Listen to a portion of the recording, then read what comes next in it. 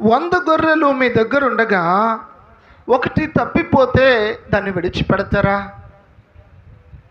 మరెవరూ మాట్లాడటం లేదు.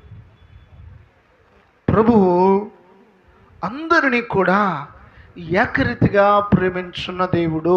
ఆమేన్. చప్పట్లు కొట్టి దేవుని గణపరుస్తాం. परमेश्वर सभी को प्रेम करते हैं. మహోన్నతుడైన దేవుడు అందరినీ ప్రేమించే దేవుడు అయి ఉన్నాడు.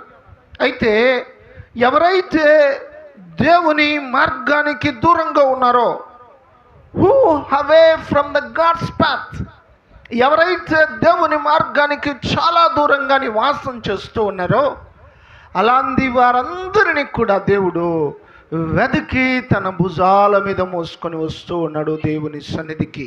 దేవునికి మహిమ కలుగునుగాక. చూద్దాము. హల్లెలూయా, హల్లెలూయా. Great joy in heaven, one sinner turning back to God and who repent for his sins.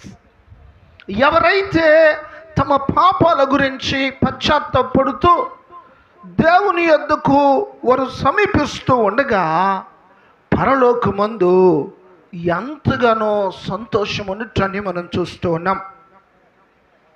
మారు మనస్సు అక్కరలేని 99 మంది నీతిమంతుల విషయమై కలుగు సంతోషము కంటే మారు మనస్సు కలిగిన ఒక్క పాపి విషయమై పరలోకమందు ఎక్కువ సంతోషము కలుగును. ఆమేన్. చూద్దాం. హల్లెలూయా, హల్లెలూయా.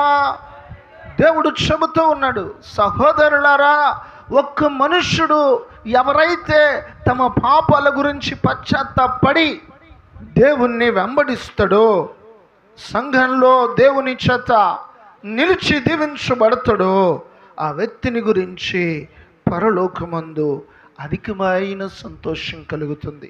మీరెందుకు సనిగి గొనుగుతూ ఉన్నారు?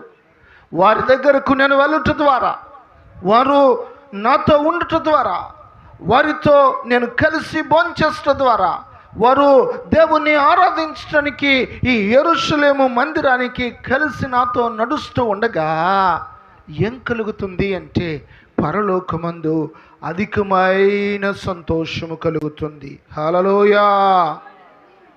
स्वर्ग में बड़ी खुशी एक पाप पश्चाताप करके परमेश्वर के ओर लौटता है.